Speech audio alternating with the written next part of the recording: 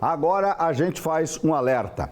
No Brasil, a cada hora, 3 crianças sofrem abuso sexual. Um dado extremamente alarmante, que precisa de muita atenção, até porque, sempre falo aqui, a maioria dos casos, os abusadores, se não estão dentro de casa, estão muito próximo da vítima. Muito próximo da vítima.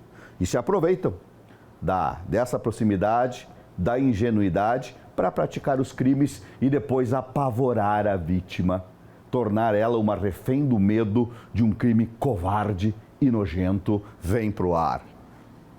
Eu comecei a ser vítima aos 9 anos de idade, né? Que eu lembro foram atos contínuos até uns 11 anos e meio, mais ou menos. Quando eles iniciaram, na lei a gente chama de atos libidinosos, que são passar a mão, né? E não propriamente a conjunção carnal, né? E eu não entendia o caráter disso. O relato da Jéssica é mais um dentre os tantos que noticiamos praticamente todos os dias. No Brasil, 3 crianças sofrem abuso sexual a cada hora. Em Santa Catarina, o número mensal chega a 500 vítimas. Apesar do crime de estupro ser o mais comum, é preciso estar atento às demais formas que a violência se manifesta. O armazenamento, compartilhamento de pornografia infantil, isso também caracteriza a violência sexual. Nós também temos registro desse tipo de crime aqui na DPCAM. A exploração sexual, que acontece quando há uma contraprestação, né? O agressor pratica a violência sexual contra a criança e o adolescente em troca de alguma vantagem para essa pessoa, né? O crime de exploração sexual. De janeiro a outubro deste ano, a DPCAM registrou mais de 120 casos de estupro de vulnerável, ou seja, violência sexual direcionada a quem tem menos de 14 anos. E o que mais chama atenção é que, na maioria dos casos, os abusadores são pessoas de dentro do círculo familiar. É justamente nesse ambiente, e em razão disso, que esses agressores ou agressoras se caracterizam por alguém que tenha um acesso à criança. É difícil que haja esse acesso em ambientes totalmente desconhecidos, porque, numa medida ou outra, as crianças têm alguma vigilância. No caso da Jéssica, o abusador era um amigo do pai dela e ela só conseguiu contar para a família 4 anos após ter sofrido os atos. O motivo? Medo de ninguém acreditar. Quando eu consegui entender o caráter ruim daquilo, eu queria falar, eu não sentia a confiança para poder falar, por conta da minha estrutura familiar. E aí te passa vários medos. É medo de não ser acreditada, é medo de apanhar. Inclusive aconteceu na minha adolescência. Quando eu contei aos 15, eu cheguei a ouvir do meu pai, né? Ah, mas se isso fosse verdade, você tinha contado antes. Para essa psicóloga, é preciso que os pais e os adultos estejam cada vez mais abertos a receber, ouvir e acolher crianças e adolescentes que compartilham esse tipo de informação. Uma das principais coisas que aparecem é essa dúvida. Ah, mas será que é verdade? A gente não precisa saber se é verdade. Se a criança está relatando que aconteceu alguma coisa, a gente precisa investigar. Outro ponto destacado pela profissional é em relação às mudanças de comportamento. Elas geralmente são um sinal de que algo está errado. Então, a criança, quando ela tem uma regressão em alguma fase do desenvolvimento dela, por exemplo, ela não fazia mais xixi na cama, ela passa a fazer xixi na cama. Né? Ou ela tem uma perda de apetite, ou ela passa a comer muito. Ansiedade excessiva, ansiedade de separação, ela não quer ficar longe da mãe ou não quer ficar longe de algum membro da família. Falar sobre o assunto ainda é um tabu, mas aos poucos vem sendo quebrado por diversas frentes. Uma delas é o Fórum Municipal pelo Fim da Violência e da Exploração Sexual Infanto-Juvenil. O órgão, composto por entidades governamentais e não governamentais de Chapecó, tem como principal objetivo trabalhar a prevenção. Nós realizamos, então, parceria com a educação municipal e também com a educação estadual. Nas escolas municipais e estaduais, a gente realiza uma série de campanhas. Esse ano, a gente realizou o projeto Faça Parar nas escolas estaduais, com um concurso de redações sobre o tema da violência.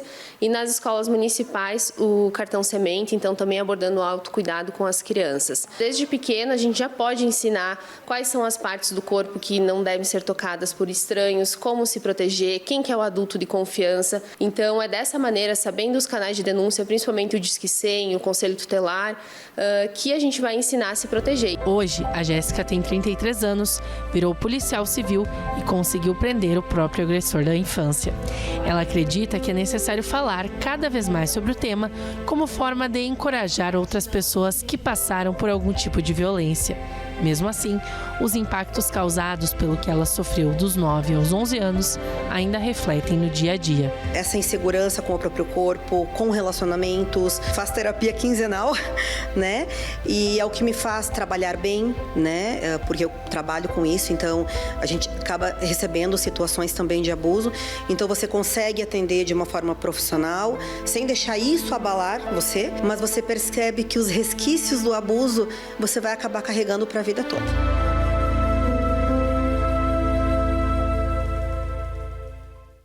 Justamente, o resultado de um abuso, você não esquece.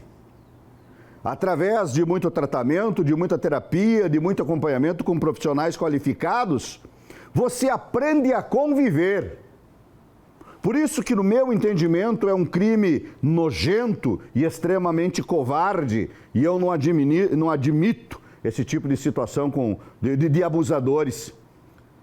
Concordo extremamente com o que disse a psicóloga na entrevista durante a matéria. Mas de repente a criança fala para o pai ou fala para a mãe, conta o que está sentindo, e o pai e a mãe põem um pé atrás e fica na ressalva.